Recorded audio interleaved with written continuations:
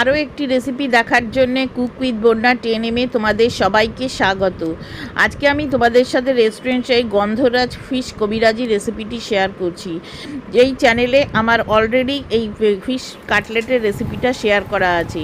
আর এই রেসিপিটা এমন যে এটা কখনোই কিন্তু আমাদের পুরনো হয় না, আমরা সব সময় কোনো না কোনো দিন এই রেসিপিটা বানিয়ে থাকি।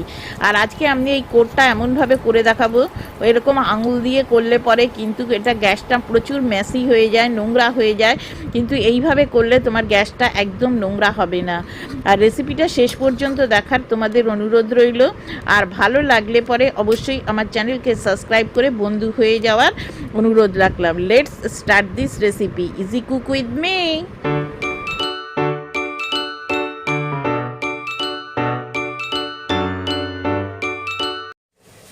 আমি বাজার থেকে এখানে 450 গ্রাম মতো ভেটকির পিলে ঠিক এরকমভাবে কেটে এনেছি। দেখো ঠিক এরকম এনে ভালো করে ধুয়ে এটাকে সম্পূর্ণ জল ঝরিয়ে একদম শুকনো করে রেখেছি। দেখো একটুও কিন্তু জল নেই, আর এরকম সাইজের কেটেছি। এবারে এটার প্রথম ম্যারিনেশন করতে হবে। প্রথম ম্যারিনেশনের জন্য এখানে আমি কিছু গোটা গোলমরিচ নিয়েছি, নিয়ে এটাকে একটু গুঁড়ো করে নিয়েছি। তবে বাজারের কেনার থেকে এরকমভাবে গুঁড়ো করে নিলে খেতে কিন্তু বেশ ভালো আসবে হয় এবং গন্ধটাও ভালো আসে। একটু লবণ দিয়ে দিলাম, আর যেটা দেব সেটা হচ্ছে এখানে 2 চামচ মতো লেবুর রস। এটা কিন্তু আমি গন্ধরাজ লেবুই কিন্তু ব্যবহার করেছি। 2 চামচ মতো লেবুর রস দিয়ে দিচ্ছি। দিয়ে এবারে এটাকে খুব ভালো করে এপিট ওপিট করে লেবুর রস, লবণ, গোলমরিচটা মিশিয়ে এটাকে 15 মিনিটের জন্য একটা সাইডে রেখে দিতে হবে। দুদিকে ভালো করে লাগিয়ে নিয়েছি। প্রথম ম্যারিনেশনটা হয়ে গেল। এবার একটা মিক্সিং জার নিয়ে এখানে প্রথমে আমি 4টে লঙ্কা দিয়ে দিলাম। ঝালটা তোমরা তোমাদের পছন্দ মতো দেবে। 1 ইঞ্চি আদা ছোট ছোট করে, আর 5-6টা রসুন, 1 মুঠো ধনেপাতা। যেহেতু এটা গন্ধরাজ ফিশ কবিরাজি, তার জন্যে আমি 2টো নিয়ে নিয়েছি। এই গন্ধরাজ পাতা নিয়ে নিয়েছি। আমার বাড়িতে গাছ আছে, সেখান থেকে 2টো পাতা এরকম ছোট ছোট করে কেটে এর মধ্যে দিয়ে দেবো। এতে কিন্তু আরও ভালো গন্ধটা আসবে। আর একটুখানি লবণ, আর 1/2 টিস্পুন মতো জিরে গুঁড়ো, আর একটা মানে আর 4 ভাগের 1 ভাগ লেবুর রস, মোটামুটি 1 চামচ মতো লেবুর রস দিয়ে এটাকে একটা পেস্ট বানিয়ে নেব। তবে কোনো রকম জল কিন্তু ব্যবহার করা যাবে না। দেখো পেস্টটা ঠিক এরকম হবে। দেখো এবারে এটাকে একটা বাটিতে ঢেলে নিচ্ছি। ততক্ষণে কিন্তু 15 মিনিট মাছটাকে আমি রেখে দিয়েছি।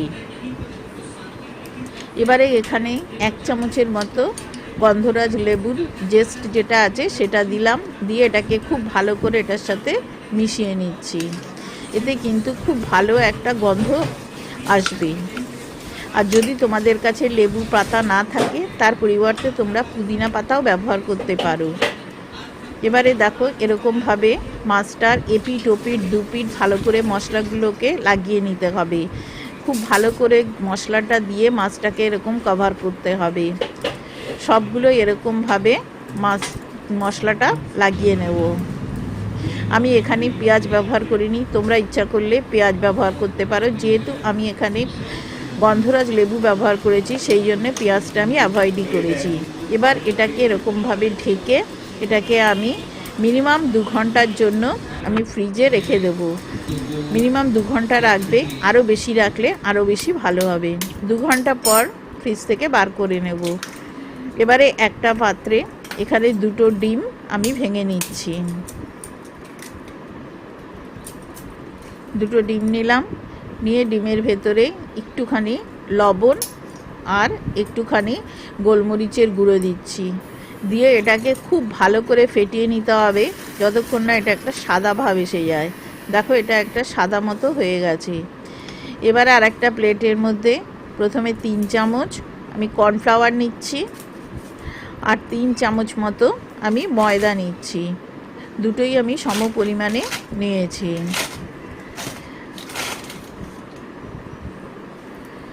দিয়ে 1 চিমটি মতো লবণ দিয়ে দিচ্ছি, দিয়ে এই 3টে উপকরণ খুব ভালো করে মিশিয়ে নিচ্ছি। এবারে এটা ঢাকনাটা আমি খুলে নিচ্ছি। 2 ঘন্টা মতো আমি রেখেছিলাম। দেখো এপিট ওপিট খুব ভালো করে কিন্তু মশলাগুলো এরকম মাছের গায়ে লেগে যাবে। এবারে এটাকে এই কর্নফ্লাওয়ার আর ময়দার মধ্যে ভালো করে এরকমভাবে একটা কোট করে নেব। নিয়ে এর ভেতরে যে এক্সট্রা ময়দা বা কর্নফ্লাওয়ার লেগে আছে সেটাকে এরকমভাবে ঝেঁকে ফেলে দেব। এটা করলে কি হবে, মশলাটা মাছের গায়ে কিন্তু লেগে থাকবে। ঝেড়ে নিয়ে ডিমের ব্যাটারে দিয়ে দেব। এপিট ওপিট করে ডিমের ব্যাটারটার মধ্যে চুবিয়ে নিয়ে এখানে যে বিস্কুটের গুঁড়ো আছে সেই বিস্কুটের গুঁড়োতে দিয়ে দেব। এক হাত দিয়ে এটাকে এরকম বিস্কুটের গুঁড়ো চেপে চেপে একটু লাগিয়ে নেবে। চেপে চেপে লাগিয়ে নেওয়ার পর এরকম একটা প্লেট এগিয়ে নেবে, ট্রে নেবে, নিয়ে দেখো ঠিক এরকমভাবে এটাকে একটা সুন্দর শেপ দিয়ে নেবে। এটা কিন্তু এখনই করতে হবে, সবগুলো করে নিয়ে করতে গেলে এটা কিন্তু শক্ত হয়ে যায়, তখন আর কিন্তু এত সুন্দর শেপটা দেওয়া যায় না। এটা সাথে সাথেই এরকমভাবে করে নিতে হবে। দেখো কত সুন্দর তৈরি হয়ে গেল। দেখো এইভাবেই আমি এরকমভাবেই বানিয়ে নিয়েছি। আমি আবারও আরেকটা করে দেখাচ্ছি। ইউটিউবে আমার আরেকটা চ্যানেল আছে, ডায়েরি অফ মাই ড্রিমস, সেখানে আমি বিভিন্ন ধরনের ভিডিও শেয়ার করে থাকি। লিংক নিচের ডেসক্রিপশানে দিয়ে দিয়েছি, সেই চ্যানেলটাও তোমরা একবার দেখতে পারো। আশা করি তোমাদের ভালো লাগবে, বা কেমন লাগলো সেটা আমাকে কমেন্ট করে জানিও। আর যারা আমার এই ভিডিওটা ফেসবুক থেকে দেখছো, ফেসবুকেও আমার 2টো পেজ আছে, বাঙালি রান্নাঘর আর ফান কুকিং উইথ বন্যা। এই সব রেসিপিগুলোও এখানে দেখতে পাবে। আর ফেসবুক থেকে দেখলে আমার ফেসবুক পেজটা ফলো করে নিও। নিচের ডেসক্রিপশানে আমি লিঙ্কটা শেয়ার করে দিয়েছি। এছাড়াও নিচের ডেসক্রিপশানে আরও অনেক রেসিপির লিঙ্ক তোমরা পেয়ে যাবে, প্লিজ একবার চেক করে নিও। দেখো এরকম চেপে চেপে এরকমভাবে সুন্দর একটা রেক্ট্যাঙ্গেল শেপ আমি দিয়ে নিয়েছি। দেখো ঠিক এইভাবেই আমি সবগুলো বানিয়ে নেওয়া হয়ে গেলে এটাকে আমি আধ ঘন্টা ফ্রিজে রেখে দিয়েছি।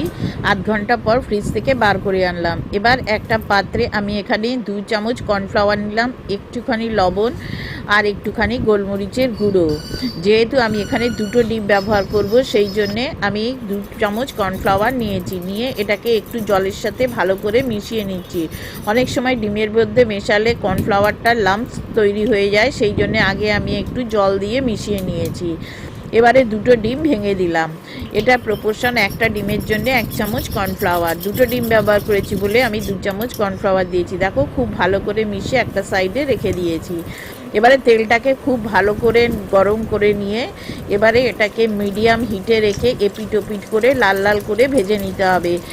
বেশ 2 থেকে 3 মিনিট মতো এটাকে ভেজে নিতে হবে, কেননা মাছটাও কিন্তু ভেতরে কুক হবে। দেখো লাল লাল হয়ে গেলে এটাকে এরকমভাবে তুলে নেবে, নিয়ে একটু ঠান্ডা করে নেবে। এবারে কি করেছি, যে ব্যাটারটা আমি গুলে রেখেছিলাম এরকম একটা কোটোর মধ্যে নিয়েছি। নিয়ে এটা দিয়ে এরকমভাবে আমি লেয়ারটা বানাচ্ছি। তোমরা অনেকে আঙুল দিয়ে করে, ফলে গ্যাসটা অনেকটা ম্যাসি হয়ে যায়, কিন্তু এইভাবে করে দেখো যেটা ম্যাসি হবে না। এবারে একটা ডিমের কোট করে নিয়ে এটাকে এর ওপর দিয়ে দিলাম। দিয়ে এটাকে ঠিক এরকমভাবে কভার করে নিতে হবে। ব্যাস তৈরি হয়ে গেল ভেটকির কবিরাজি। এবার এটাকে লাল লাল করে এপিট ওপিট করে ভেজে তুলে নিতে হবে।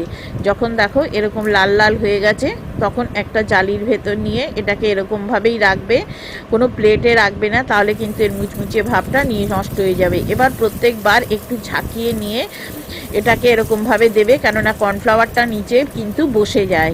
দেখো এটা দিয়ে করলে তাড়াতাড়িও হবে এবং তোমার সুবিধাও হবে, গ্যাসটাও কিন্তু নোংরা হবে না। একইভাবে একটু ডিমের কোট করে নিয়ে এর ওপর দিয়ে দেবে, দিয়ে এটাকে এরকম ঘুরিয়ে এটাকে কোট করে নেবে। এই রেসিপিটা আমরা কিন্তু সবাই বাড়িতে বানাই এবং খেতেও কিন্তু বেশ ভালো হয়। এই রেসিপিগুলো কিন্তু কখনো পুরনো হয় না এবং কখনোই আমাদের মনে হয় না যে এই রেসিপিগুলো আমরা খাবো না। তাহলে পুরো রেসিপিটা তোমাদের কেমন লাগলো তা কিন্তু অবশ্যই আমাকে জানিও। আর ভালো লাগলে পরে আমার চ্যানেলকে সাবস্ক্রাইব করে আমার বন্ধু হয়ে যাওয়ার অনুরোধ রাখলাম। দেখো আমি 3টে বানিয়ে নিয়েছি, আর বাকিগুলো তুমি ফ্রিজে রেখে দেবে, যখন মনে হবে তখন তুমি এটাকে বানিয়ে নিতে পারো। টমেটো সস এবং মাস্টার্ড সসের সাথে পরিবেশন করো। দেখো আমি একটা কেটে দেখাচ্ছি, ভেতরটা দেখো পুরো মাছে ভর্তি, এবং গ্রিন যে চাটনি দিয়েছি সেটাও কিন্তু এখানে দেখা যাচ্ছে। খেতে কিন্তু অসাধারণ লাগে। পুরো রেসিপিটা দেখার জন্য তোমাদের সবাইকে অসংখ্য ধন্যবাদ।